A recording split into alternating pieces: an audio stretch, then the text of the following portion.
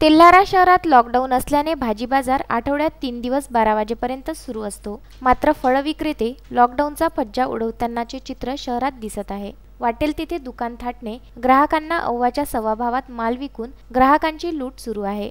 अकोला जिल्ह्यात विशेषतः ग्रामीण भागात विनाकारण बाहेर निघणारी जनताच जनतेच्या आरोग्यासाठी घातक ठरत आहे. अकोल्यात कोरोनाबाधित रुग्णसंख्या 52 असून 11 जणांना घरी सोडण्यात आले आहे व 5 जण मृत झाले असून 24 रुग्ण उपचार घेत आहे. दिनांक 3 मेला आलेल्या अहवालात एकाच दिवशी 12 नवीन रुग्ण पॉझिटिव्ह निघाल्याने संपूर्ण जिल्हा हादरला आहे. परंतु तेल्हारा नगरपालिकेला जनतेच्या आरोग्याची थोडीही पर्वा नसल्याने तेल्हारा तालुक्यात कोणत्याही वेळी नवे संकट ओढवू शकते.